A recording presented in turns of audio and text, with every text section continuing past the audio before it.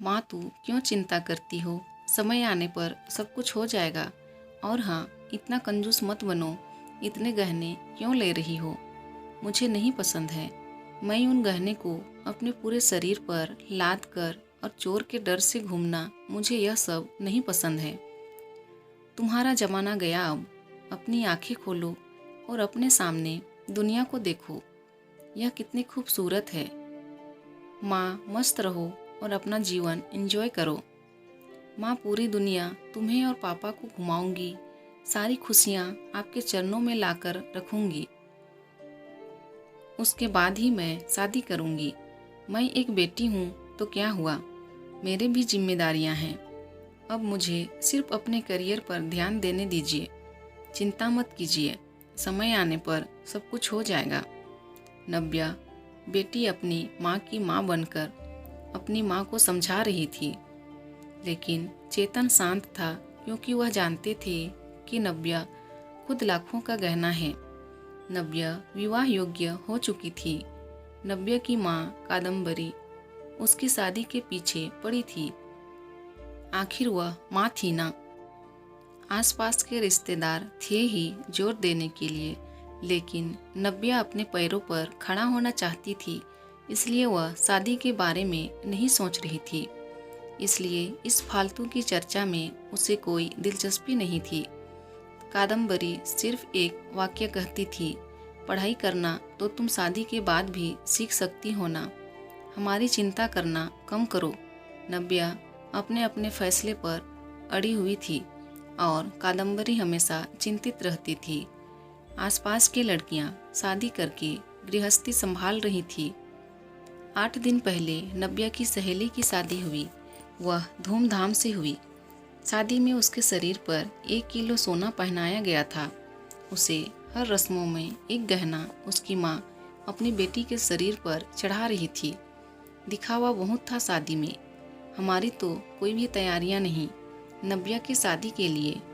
चेतन तो किसी बात की चिंता नहीं करते।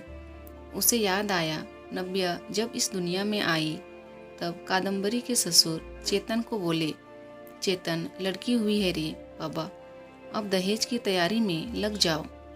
कादम्बरी को बहुत बुरा लगा सुनकर। पिता बनने की बधाई देना तो दूर, दहेज की बात करने लग गए। लेकिन चेतन इतने खुश थे कि मेरी संतान के रूप में पहली ही बेटी हुई। वह उसका लाड प्यार करने में मग्न रहता था। वह उत्सुकता से नई नई चीज़ें नव्या के लिए ले आता। मूल रूप से नव्या बहुत बुद्धिमान और तेज तर्रार थी। वह उत्सुकता से नई नई चीज़ें सीखने के लिए इच्छुक थी। नव्या धीरे धीरे अच्छे संस्कारों में बढ़ती जा रही थी।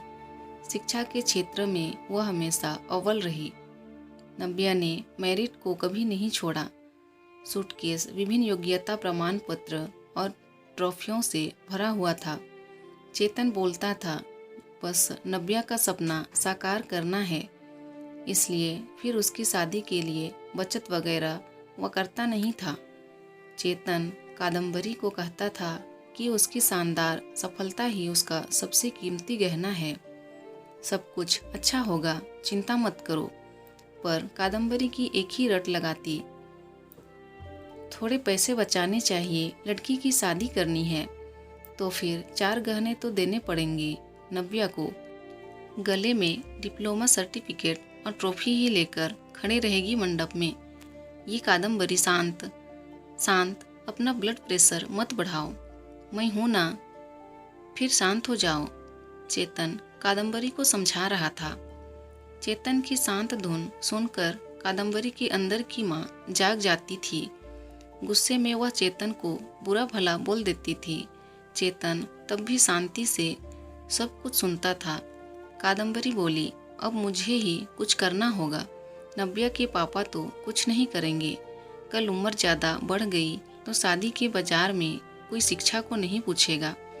रहा सवाल रहा गहनों का, एक भी छोटा बड़ा गहना बनाकर नहीं रखा। सोना सस्ता हो जाने पर बहुत बार बोलती थी, बनाकर रखो, लेकिन इसके पिता ने तो मेरी एक ना सुनी। सेविंग भी नहीं है, हमेशा उसकी शिक्षा पर खर्चा करते थे। क्या बोलते थे, हमेशा शिक्षा एक अनमोल गहना है और इसकी कीमत बाजार में बढ़ती रहेगी, कभी सस्ता नहीं होगा। और रहा सवाल सोने के गहनों का, तो वह जब शादी होगी तब देखेंगे। चेतन का यह जवाब तय था। अंत में कादम्बरी ने उसे अपने गहने देने का फैसला किया। मेरे पिता ने कन्यादान में मुझे दिए थे। टोकरी जितना भरा तो नहीं, लेकिन कटोरी भर जरूर दिया है। मैं अब कहाँ पहनने वाली हूँ वह गहने, ये चिंता जो उसने खुद को समझाकर दूर की। जैसे जैसे दिन बीतते गए, नव्या ने अपने स्मार्टनेस से पोस्ट ग्रेजुएशन पूरा किया। उसने पीएचडी करने का इरादा किया और उतने में सोने का सुहागा। अचानक उसे माइक्रोसॉफ्ट द्वारा सिलेक्ट कर लिया गया, जो पिछले साल के प्लेसमेंट के लिए आया था। एक बड़ा पैकेज उसके हाथ में रखा गया और गुड पोस्ट द्वारा और कई सुविधाओं पोस्टिंग के साथ अमेरिका में पेश किया गया। चारों उंगलियां घी में, साथ में पीएचडी कर सकती थी क्योंकि कंपनी ने उसे बोनस दिया था। नव्या अपॉइंटमेंट लेटर लेकर भागकर घर पर आ गई। जब तक दरवाज़ा नहीं खुला तब तक नव्या ने डोरवेल से अपना हाथ नहीं हटाया। दरवाज़ा खुलते ही उसने अपनी माँ को गले से लगा लिया। माँ, अब लग जाओ शादी की तैयारी में। पापा, आप बस मदद करना। हाँ, यूएस जाना होगा ना मुझे। और अपॉइंटमेंट लेटर नव्या के पापा के हाथ में रख दिया। चेतन ने वह लेटर जोर से पढ़ा। बाप रे नव्या, सच में यह अनमोल गहना अब शादी के बाजार में चमक उठेगा। ऐसा बोलकर कादम्बरी भगवान के सामने शक्कर रखी।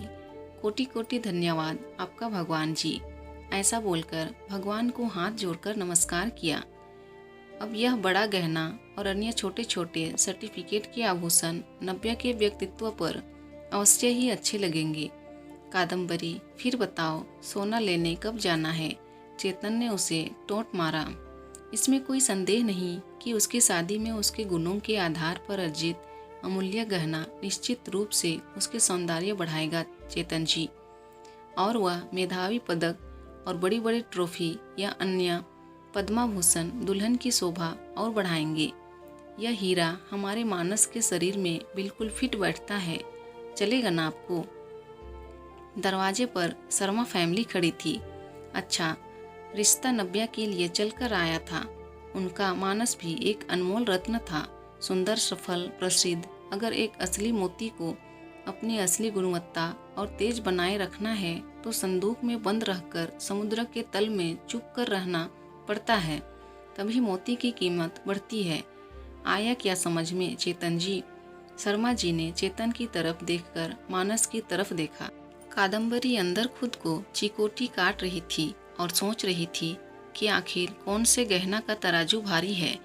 आखिर शिक्षा एक अनमोल गहना है, उसे चोर से डर नहीं लगता है और उसे पहनने और तिजोरी में बंद करने की आवश्यकता नहीं है।